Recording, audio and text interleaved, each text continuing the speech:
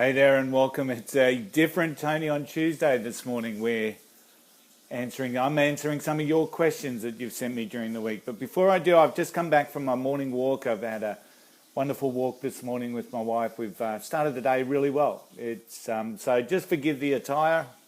I'm just come back from our morning activity. I just want to ask a quick question before we move into some of the questions that you've asked me and while we're waiting for some more people to show up. Are you a defeatist or a I'll beat this? So I work with people and some of them are really defeatist, some of them are really negative. One failure pushes them into quitting. And then there's this other form of person that says, I'll beat this. And no matter what life seems to throw at them, they just continue they're persistent, they're determined, they just keep going. So Tony, on Tuesday this morning, just ask yourself, are you a defeatist or an I'll beat this? Because if you want to succeed at life, become a I'll beat this.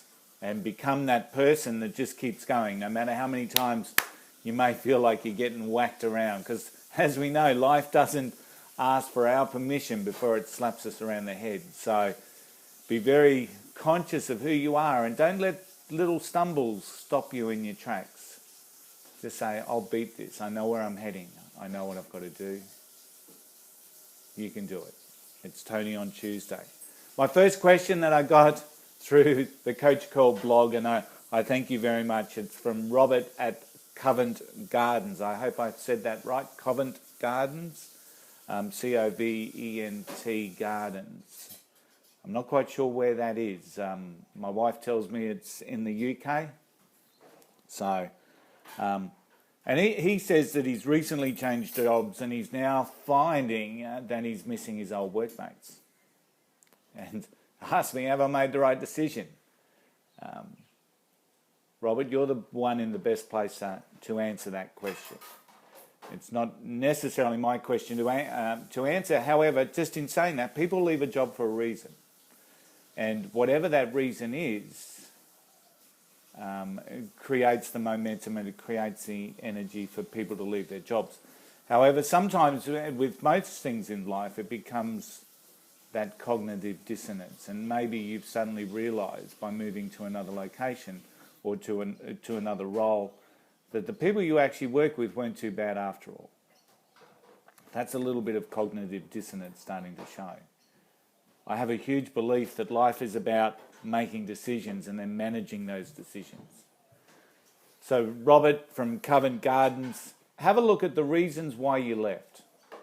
Was it because of the boss? Was it because there was more money on offer? Usually when people tell me they're leaving a job for more money, they wouldn't have been looking if it wasn't for another reason.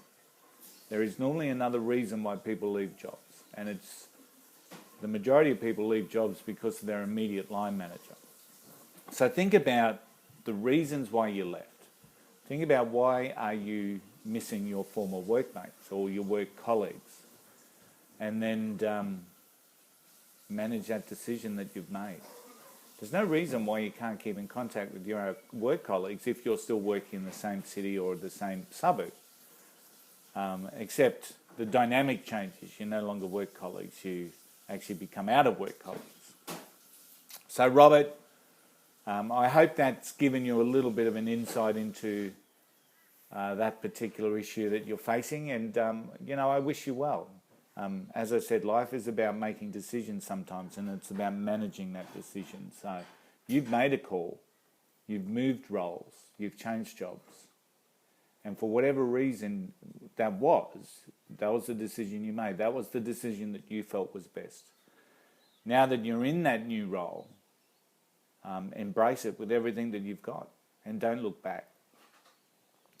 And I'm sure that you'll get through this little bit of cognitive dissonance that you're starting to see. And if you're not, just contact your old workmates and catch up with them on a weekend. So get the best of both worlds, your new job and moving away from some of that fear in the old job. I've got a question here from Sarah Ann, and she's from Alligator Creek. And if I'm reading that right, that's Alligator Creek up in Townsville in Queensland. So her husband's recently been made redundant, and he's angry. And she goes on to explain that they're in a better situation than most from a financial point of view because they own their house. But he's angry, and he can't seem to move away from that. Sarah, I can certainly understand that process of anger when something happens that's outside of our control and outside, we've had, through no fault of our own, been made redundant, and or something happens outside of our control. And I can certainly understand that emotion of anger can certainly be there. And we should be comfortable that we're human beings. We are going to have emotions. We are going to have feelings. And once again, it comes back to how do we manage those feelings. Now, one of the things I need to say, Sarah, is that you will have no control over, you can't change your husband. You can help to create an environment where that anger can be smoothed out. But ultimately, he needs to come to terms with the concept and with that anger and with the fact that something has happened outside of his control that's obviously having an impact within him. So a lot of people tie their very existence to the jobs that they do. And they become known for the best IT person or the best engineer, and then all of a sudden when that's taken away, they lose their sense of identity. And that could be something that he's going through at the moment, or he could just be angry, and I guess I'd love to have a chat with him and just ask him, how's that helping him at the moment? Is that helping him or is it hurting him? And as I said, it's all right to be angry, but you need to understand that being angry doesn't mean being angry for the rest of your life. There's some studies that I've read recently that emotions of pain will actually dissipate within 2 months. But still, 2 months is a hell of a long time to be angry, upset, hurt, or in pain. So think about that. So it's okay to be angry. It's okay to come home and want to kick the dog. Don't kick the dog. But you may feel like you wish to. But give yourself a time limit on that. On that, whether it's 24 hours, and say, I'm going to be angry. I'm going to be whingy. I'm going to be whiny. I'm going to express my emotions and do it plan it. Do it for a time period, 24 hours, and then I'm over it. I want to keep moving forward. And can I tell you, that tends to work. If you give yourself that time just to be alone with your emotions, that tends to work. Just 24 hours. But can I tell you, the same thing happens when you're successful. Okay, so if you've had a win, don't celebrate it for the rest of your life. Give yourself a time limit. Give yourself a time where you just say, 24 hours, I've had a win, new beauty, I'm going to celebrate like it's 1999 or whatever. But give yourself a time limit. Don't rest on your laurels. Don't sit on your success. Just you've earned your right to celebrate, just as you've earned your right to be sad and angry. But don't let it ruin the rest of your days. Give yourself a time limit. And at the end of that time limit, say, what I do from now on has to help me. And we move forward from there. Now, I've had one from Liz at Dallas, and thank you very much, Liz from Dallas. And she basically says, hello, how are you? And I'm Liz from Dallas. You look sweet and would love to be friends. And thank you very much, Liz. Please like my Facebook page, and I'm sure that you'll get some heaps of stuff out of it. She went on and told me some other things that I'm probably not going to share or respond to just quietly. However, in saying that, thank you very much, Liz, for the contact. And yes, I think I am sweet. And my friends, they think I'm okay. So I must be doing all right.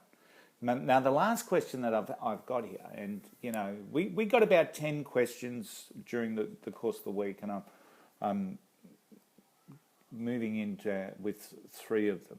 So take the opportunity to ask me a question. I want to do this on a regular basis, probably once a month. We want to do a Q&A, and I want to do it live, and you can answer question. I can answer questions live on the Facebook live stream, and we want to make it a thing. Maybe the first Tuesday of the month at 7 o'clock in the morning, Brisbane time. Do your adjustments around the world. I've got a picture of New York in the background, so I love people from all around the world, and we're starting to pick up a real follower base in many other parts of the world outside of just Brisbane. So feel free to jot down questions, put them on some of the comments on the posts if you wish, or send me a message via the Facebook page or Instagram, or via the Twitter account, Tony Curl Coach on Twitter, and more than happy to provide an answer. Let me know if you want me to answer it on the Q&A live stream, and I'll be more than happy to go through and answer that for you. Now, my last question's from Chloe. Now, I'm not sure where Chloe's from. And she's got the perennial question that a lot of people ask: why is it always me that gets hurt in love? And she goes on there and describes the situation with her last boyfriend. They broke up. I'm reading between the lines here some time ago, and he's moved on. He's got himself his new girlfriend. They live across town together, and the fact that he's been able to bounce back so quickly, and she hasn't, is killing her. And that's the perennial question, I guess. Why is it that I always get hurt in love? And sometimes there's been some measures out there that a broken heart can hurt just as much as a broken hand. So, but it's a deeper. It's a deeper pain and can last for months. And as I was saying before, there's been some research that indicates that pain will last for about 2 months if you do nothing about it, and generally on 2 months, whereas some people it can last the rest of your days. Chloe, there's no hard and fast rule here, but the sooner you start channeling your thoughts and focus into another area, the sooner that pain starts to dissipate.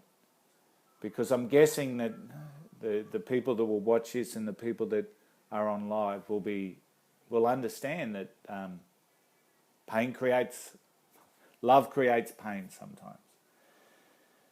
And it's our process after the pain that's important. So we put our focus into potentially something that you love, some other activity. You may have stopped doing some things because of that relationship. You may have stopped seeing your friends because of that relationship. It's time to put your focus back where you want to put that focus. And whenever you're with a relationship, never lose that sense of self. Never lose that sense of who you are. So that if that person that you're with suddenly decides that that's their issue, not yours, while rejection sucks, sucks big time, the reality is that rejection often leads to a redirection. So, Chloe, it comes back to the way you're thinking, and if you're thinking about the pain and you're thinking about him and you're thinking about that arsehole's already got a brand new girlfriend and you're still wanting and chasing him, I mean, that's just going to lead to more pain. So you can only do what's right for you, and start thinking about what is right for you. Start thinking about who you are. Start thinking about what it is that you really want to do, and start putting your focus and your energies into that. And it's really amazing that when you start doing that, the pain starts to disappear. So we've had a couple of live viewers today. I thank you all for popping along and seeing what all this is about. As I said, we want to try and do this every single month. And so if you've got any questions for Coach Curl, just send them through our Facebook page, send them through Instagram. Follow me on Twitter at Tony Curl Coach. I'm also writing extensively now for bettertodaymedia.com. So along with an amazing group of writers, they're inspiring, they're enthusiastic, they're creative. So it's all the stuff you should be reading. So get away from the newspapers, get onto a Better Today Media. and start embracing the exciting stuffs, the exciting stuffs that's that happen in our lives and in your life. So thank you very much for those that tuned in, and thank you very much for those watching the replay. It's our very first Q&A session with Coach Curl. Until next time, it's Tony. Have yourself a great week. I'll see you later. Bye for now.